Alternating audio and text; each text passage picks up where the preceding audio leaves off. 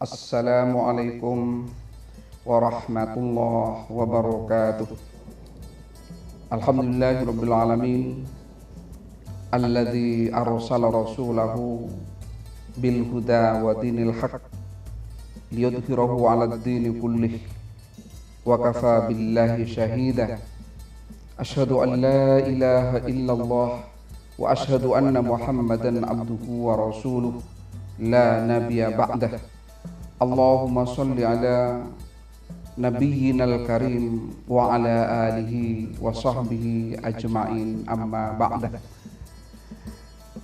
Saudara-saudara hadirin dan pemirsa majelis ilmu yang dirahmati oleh Allah Subhanahu wa taala, alhamdulillah kita berjumpa lagi dan mudah-mudahan apa yang kita bahas hari ini akan memberikan pencerahan bagi saya pribadi dan pencerahan bagi kita bersama. Suatu ketika Ibnu Umar menyampaikan bahwa saya bersama Rasulullah Shallallahu Alaihi Wasallam, dan saat itu datanglah seorang laki-laki dari golongan Ansor. Lalu dia bertanya kepada Rasulullah, ayyul mu'minina afdal, mukmin yang bagaimanakah ya Rasul, yang menurut Rasulullah adalah mukmin yang utama? Rasulullah menjawab, ahsanukum khalqan, mukmin yang utama itu adalah mukmin yang paling baik akhlaknya. Kemudian orang Ansor itu bertanya lagi, ayyul mu'minina aqyas, mukmin yang bagaimanakah ya Rasul, yang menurut Rasulullah adalah mukmin yang cerdas?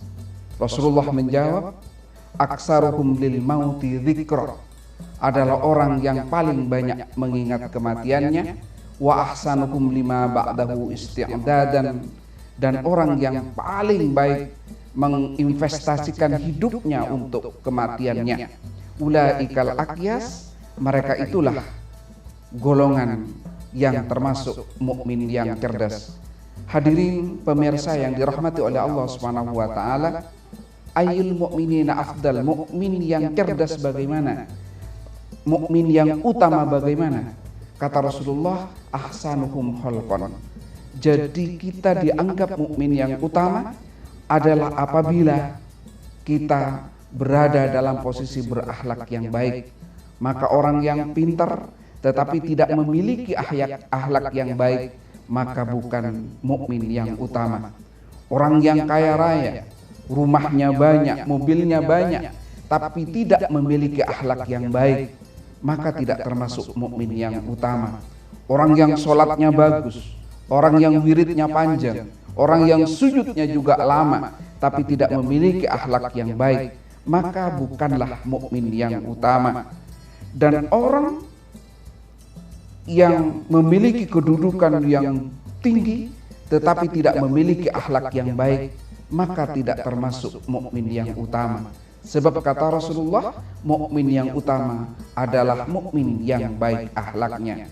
Hadirin pemirsa yang dirahmati oleh Allah Subhanahu wa taala, yang kedua, sebagaimana ditanyakan oleh orang Ansor itu kepada Rasulullah, ayyul mu'minina aqyas, mukmin yang bagaimanakah ya Rasul, yang menurut Rasulullah adalah mukmin yang cerdas? Rasulullah menjawab, aksaruhum lil mauti dzikra, adalah orang yang banyak mengingat kematiannya. Setelah Rasulullah menyampaikan itu, kemudian ada anak muda yang tiap hari di masjid. Pagi di masjid, siang di masjid, malam di masjid. Kemudian Rasulullah paginya besoknya tanya, engkau di masjid mulai dari pagi? Iya ya Rasul. Besoknya Rasulullah tanya lagi, engkau dari kemarin di masjid? Iya ya Rasul. Minggu depannya Rasulullah bertanya lagi kepada sahabat muda ini.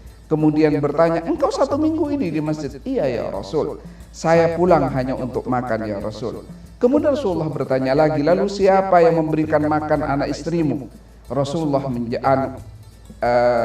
para sahabat itu menjawab, yang memberikan makan anak istri saya, saudara saya menjual kayu itu ya Rasul. Apa kata Rasulullah? Hadirin yang dirahmati oleh Allah Subhanahu wa taala, ternyata Rasulullah mengatakan sesuatu yang tidak pernah diduga oleh sahabat ini. Karena Rasulullah langsung mengatakan, orang yang masuk duluan ke dalam surga adalah saudaramu. Orang yang masuk duluan ke surga adalah saudaramu yang menjual kayu di pasar itu.